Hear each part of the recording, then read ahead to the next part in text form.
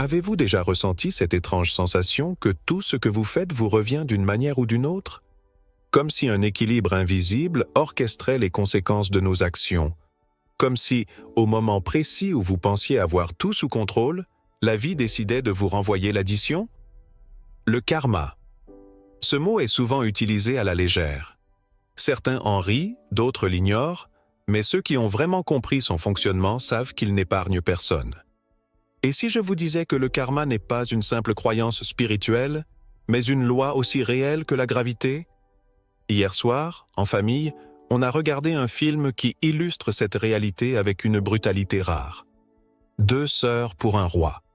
Une histoire de manipulation, d'ambition aveugle et de soif de pouvoir. Mais surtout, une leçon implacable sur ce que le karma fait à ceux qui pensent pouvoir jouer avec le destin. Regardez bien autour de vous. Observez ceux qui écrasent les autres pour monter plus haut, ceux qui mentent, trahissent, volent. Ils pensent être intouchables. Ils croient qu'ils peuvent échapper aux conséquences.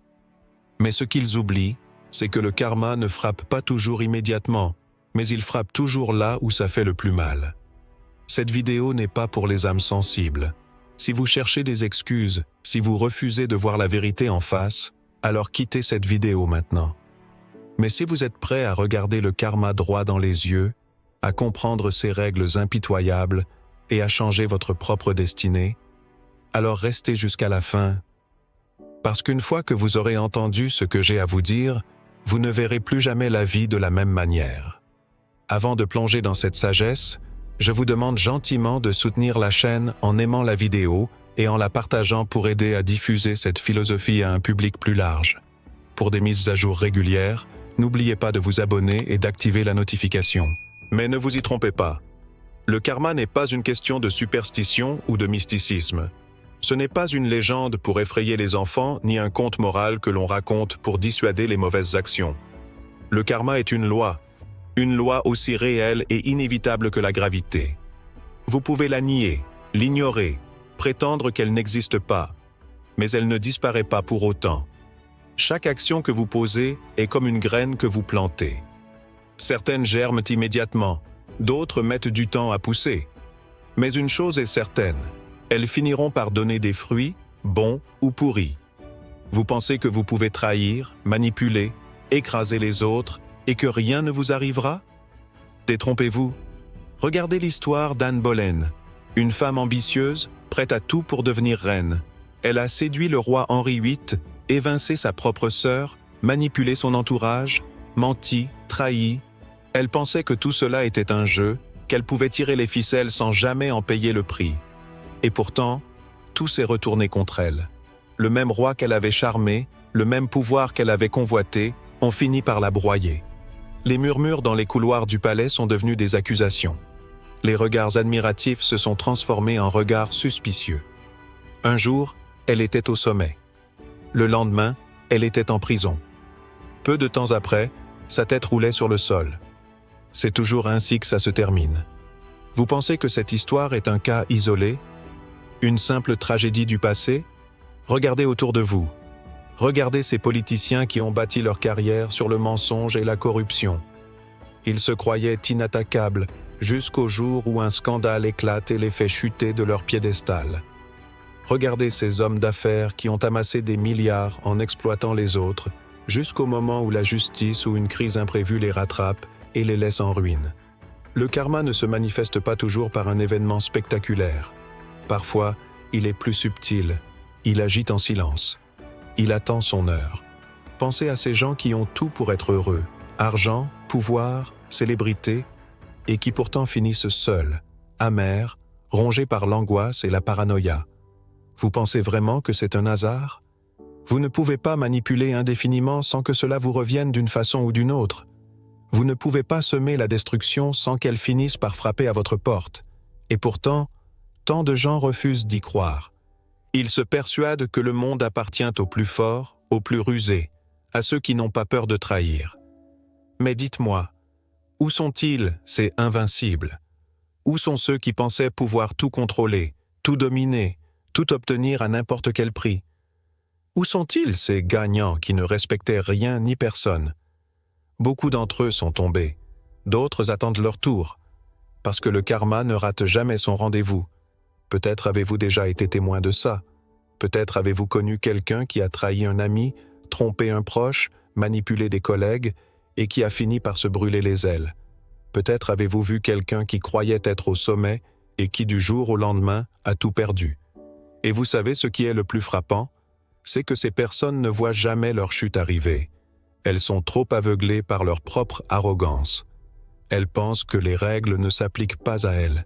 Elles se croient au-dessus du karma, jusqu'au jour où elles réalisent qu'elles ont eu tort, jusqu'au jour où elles comprennent, trop tard, que ce qu'elles ont fait aux autres leur revient en pleine face. Et vous? Avez-vous déjà vu quelqu'un récolter les conséquences de ses propres actes? Racontez-moi votre histoire dans les commentaires. Je veux savoir. Je veux que cette vidéo soit une prise de conscience.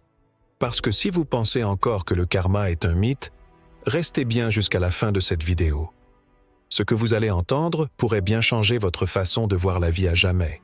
Vous voyez, pendant qu'Anne Boleyn courait après le pouvoir, manipulait et trahissait pour atteindre son but, il y avait une autre femme dans cette histoire. Une femme qui aurait pu jouer le même jeu, qui aurait pu choisir la facilité, mais qui a décidé de suivre une autre voie. Mary Boleyn. Elle n'a pas cherché la gloire à tout prix. Elle aurait pu lutter pour rester proche du roi, elle aurait pu, elle aussi, trahir, manipuler, écraser les autres. Mais elle a choisi autre chose. Elle a choisi l'amour. Elle a choisi la paix. Elle a choisi de rester fidèle à elle-même. Et devinez quoi? Elle a survécu. Pendant que sa sœur tombait de plus en plus bas dans l'enfer qu'elle avait elle-même créé, Mary a construit une vie loin des intrigues, loin des drames. Elle a échappé au piège du pouvoir. Elle n'a pas fini sous la lame du bourreau. Elle a compris une chose que beaucoup de gens refusent d'admettre. Le succès obtenu à tout prix ne vaut rien si vous devez y laisser votre âme. Dans la vraie vie, on rencontre tous des gens comme ça. Ces personnes qui avancent doucement, qui prennent leur temps, qui refusent les raccourcis douteux. Ces personnes qu'on regarde parfois de haut, en pensant qu'elles sont trop naïves, trop lentes, pas assez ambitieuses. Mais regardez bien ce qui se passe avec le temps. Ce sont souvent ces personnes-là qui finissent heureuses. Pourquoi? Parce qu'elles ne construisent pas leur vie sur des bases fragiles. Parce qu'elles ne passent pas leur temps à regarder derrière elles pour voir qui pourrait les poignarder dans le dos. Parce qu'elles dorment paisiblement la nuit, sans craindre que tout ce qu'elles ont bâti s'écroule d'un instant à l'autre. Prenons un exemple très simple. Imaginez deux entrepreneurs. Le premier veut aller vite. Il ment sur ses compétences. Il truque ses chiffres. Il manipule ses employés pour obtenir plus de résultats. Et au début, tout semble fonctionner. Il fait du profit, il attire des investisseurs, il grimpe dans la hiérarchie du succès. Le deuxième, lui, refuse ces raccourcis. Il construit une entreprise sur des bases solides. Il respecte ses engagements, il traite bien ses employés, il met du temps à grandir, mais il veut que tout soit fait proprement. Devinez qui finit par tout perdre et qui finit par tout gagner. Le premier croit qu'il est intouchable, jusqu'au jour où un scandale éclate, jusqu'au jour où ses mensonges sont dévoilés, jusqu'au jour où ses employés, fatigués de son arrogance, finissent par l'abandonner. Son succès s'évapore. Le deuxième, lui, a bâti quelque chose qui dure. Il a créé de vraies relations, un vrai impact. Il est peut-être monté moins vite, mais il ne redescendra jamais aussi brutalement. Voilà la vérité que personne ne veut entendre. La patience triomphe toujours. Mais dans un monde où tout le monde veut aller vite, où l'on glorifie les escrocs devenus millionnaires, les succès instantanés, on oublie que les choses qui valent la peine prennent du temps. Les plus grandes entreprises du monde ne se sont pas bâties en un jour. Les relations les plus solides ne se forgent pas en une semaine. La réussite véritable, celle qui vous donne un sentiment de paix et de satisfaction intérieure, ne vient pas en trichant. On vit dans une époque où l'on veut des résultats immédiats. On veut l'argent, le pouvoir, la reconnaissance, sans avoir à passer par l'effort et la patience. Mais regardez les grands noms du passé. Regardez ceux qui ont laissé une trace dans l'histoire. Combien ont tout eu en une nuit? Combien ont triché et sont restés au sommet toute leur vie? Aucun. Le karma récompense ceux qui respectent le processus. Il punit ceux qui pensent pouvoir le contourner. Et si vous pensez encore que seul le vice triomphe, que l'honnêteté ne paie pas toujours, écoutez bien la prochaine partie. Mais voilà le problème. Beaucoup refusent d'accepter cette vérité. Ils croient que l'honnêteté, la patience, la loyauté sont des valeurs dépassées. Ils pensent que pour réussir, il faut jouer avec les règles, manipuler, tromper, exploiter. Et au début, ça marche. Regardez l'histoire des Boleyn et des Howard. Leur plan était simple. Utiliser leurs filles comme des pions pour s'élever au sommet. Ils ont vu Anne et Mary comme des cartes à jouer, des instruments pour obtenir plus de pouvoir, plus d'influence. Et pendant un moment, leur stratégie a fonctionné. Anne est devenue reine. Ils ont obtenu ce qu'ils voulaient. Ils se sont crus invincibles. Mais le karma ne fonctionne pas comme un jeu de hasard. Il fonctionne comme une équation parfaite. Plus vous trichez, plus le retour de bâton sera violent. Et c'est exactement ce qui s'est passé. Quand Anne a chuté, ce n'est pas seulement elle qui a été détruite. C'est toute la famille Boleyn qui s'est effondrée avec elle. Tous ceux qui avaient bâti leur ascension sur des alliances douteuses, sur des jeux de pouvoir, ont fini par perdre tout ce qu'ils avaient construit. Parce que c'est ça, la réalité du karma. Il ne s'attaque pas seulement à l'individu. Il détruit aussi tout ce qu'il a créé sur des fondations corrompues. Regardez autour de vous. Combien d'entreprises, de dynasties, de familles entières ont fini par s'effondrer sous le poids de leurs propres mensonges? Les manipulateurs ont une force incroyable. Ils savent obtenir ce qu'ils veulent. Mais ils ont aussi une faiblesse monumentale. Ils finissent par trahir les mauvaises personnes. Parce que lorsqu'on manipule les autres, lorsqu'on les utilise comme des échelles pour grimper plus haut, il arrive un moment où ces mêmes personnes réalisent qu'elles ont été trompées. Et c'est là que le château de cartes s'effondre. Les Boleyn ont cru qu'ils pouvaient utiliser le roi comme une simple marionnette. Ils ont sous-estimé son ego, sa fierté, son besoin de dominer. Et le jour où il a décidé qu'Anne n'était plus un atout mais un danger, il n'a pas hésité une seule seconde à la sacrifier. Et ça, c'est une leçon que tout le monde devrait comprendre. Les manipulateurs finissent toujours par être manipulés à leur tour. Regardez ces dirigeants d'entreprises qui trichent sur leur compte jusqu'au jour où un employé courageux expose la vérité.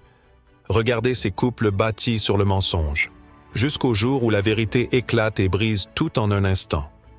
Regardez ces politiciens qui jouent avec le feu, jusqu'au moment où un scandale les rattrape et les détruit à jamais.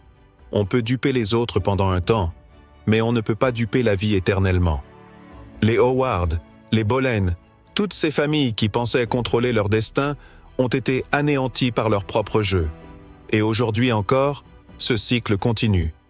Vous voyez ces gens qui montent en flèche, qui manipulent pour arriver au sommet, et vous vous dites peut-être, ils s'en sortent toujours, eux, mais regardez-les dans 5 ans. Regardez-les dans 10 ans. Parce que le karma ne frappe pas toujours immédiatement. Parfois, il prend son temps. Mais il frappe toujours. Et quand il frappe, il ne laisse rien debout. Nous arrivons maintenant à la partie la plus importante. Parce que si vous pensez que le karma ne s'applique qu'aux manipulateurs de l'ombre, aux familles royales d'un autre temps, vous vous trompez lourdement. Personne n'est à l'abri. Pas même ceux qui détiennent le pouvoir absolu. Et la suite va vous montrer pourquoi. Le karma ne s'arrête pas aux petits joueurs. Il ne s'attaque pas seulement aux ambitieux, aux manipulateurs de l'ombre, à ceux qui pensent pouvoir tricher avec les règles. Non. Il frappe aussi les rois. Il frappe ceux qui, pendant un temps, croient être au sommet du monde. Prenez Henri VIII, un homme qui s'est cru invincible, un roi qui pensait que tout lui appartenait, les vies, les cœurs, les destins. Il a joué avec les femmes comme on joue avec des pions sur un échiquier. Il a trahi, exécuté, sacrifié sans la moindre hésitation. Mais voilà ce que le pouvoir fait aux hommes qui le prennent pour acquis. Il les ronge. Il les consume. Au début, tout lui souriait.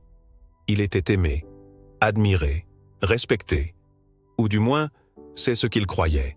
Parce qu'en réalité, il n'inspirait pas le respect. Il inspirait la peur. Et c'est là que tout bascule. Quand vous bâtissez votre règne sur la terreur, vous créez votre propre prison. Plus vous accumulez de pouvoir en écrasant les autres, plus vous devez surveiller chaque ombre, chaque murmure, chaque regard qui dure une seconde de trop. Parce que ceux que vous avez trahis attendent leur moment. Regardez comment il a fini. Seul, détesté, malade, rongé par la souffrance, par la paranoïa. Ses courtisans ne l'aimaient pas. Ils le craignaient. Sa propre famille le méprisait. Son peuple attendait sa mort avec impatience. L'homme qui pensait tout posséder a découvert, trop tard, qu'il ne possédait rien. Aujourd'hui, l'histoire se répète encore et encore. Combien de personnes montent si haut qu'elles pensent ne plus jamais redescendre? Combien de célébrités, de dirigeants, de politiciens, de milliardaires ont cru qu'ils pouvaient tout avoir sans jamais en payer le prix? Combien ont fini ruinés, seuls, méprisés par ceux qui les entouraient? Le karma ne se manifeste pas toujours sous la forme d'un scandale explosif. Parfois, il agit lentement, sournoisement. Il enlève, un à un, tous les piliers qui soutenaient votre monde. Il vous laisse avec une richesse que vous ne pouvez plus apprécier, un pouvoir qui vous semble vide, une solitude qui vous pèse chaque jour un peu plus. C'est une malédiction silencieuse, parce que le pire châtiment, ce n'est pas de perdre tout ce que vous avez construit. Le pire châtiment, c'est de réaliser que tout ce que vous avez construit n'a jamais eu de valeur. Et vous, où en êtes-vous? Si aujourd'hui, vous semez la destruction autour de vous, préparez-vous. Il vous attend au tournant. Il vous regarde déjà. Mais si vous choisissez l'intégrité, la patience et la sagesse, alors vous récolterez quelque chose que ces tyrans et ces rois n'auront jamais connu. Une paix inébranlable. Le karma n'est pas une superstition. Ce n'est pas une invention destinée à rassurer ou à effrayer. C'est un cycle, une loi inévitable. Ce que vous donnez à la vie, elle vous le rendra, tôt ou tard. Il n'y a pas d'échappatoire, pas de raccourci, pas d'excuse. Vous pouvez essayer de manipuler, de tricher, de jouer avec les règles, mais le jeu vous rattrapera toujours. Le karma ne négocie pas. Il observe, il attend et il frappe. Mais voici la bonne nouvelle. Si vous semez du bien, si vous bâtissez sur des bases solides, si vous choisissez la patience, la résilience et l'intégrité, alors vous récolterez quelque chose d'inestimable. Une vie en paix, une vie qui a du sens, une vie où vous n'avez pas à fuir votre propre ombre. Alors, posez-vous cette question. Que semez-vous aujourd'hui? Parce que ce que vous récolterez demain dépend uniquement de la réponse. Si cette vidéo vous a fait réfléchir, abonnez-vous maintenant. Activez la cloche, partagez cette vidéo et surtout, faites attention à ce que vous semez, car tout finit par revenir. Et si cette vidéo vous a parlé, pourquoi ne pas la partager avec un proche, un ami, un membre de la famille? Parfois, un simple rappel, une simple leçon, peut changer une vie. Ne sous-estimez pas le pouvoir d'une parole transmise au bon moment. N'oubliez pas de nous soutenir avec un pouce levé. C'est ce qui nous permet de continuer à diffuser ces enseignements universels et à toucher plus de personnes à travers le monde. Si c'est votre première fois ici, abonnez-vous et activez les notifications pour ne manquer aucune de nos futures leçons empreintes de sagesse ancestrale. Et pour finir, voici une phrase que j'aimerais que vous mettiez en commentaire. Le karma ne se trompe jamais. Je choisis aujourd'hui ce que je veux récolter demain. Rappelez-vous, vous n'êtes pas une victime. Vous êtes le créateur de votre propre destinée. Faites en sorte qu'elle soit digne d'être vécue.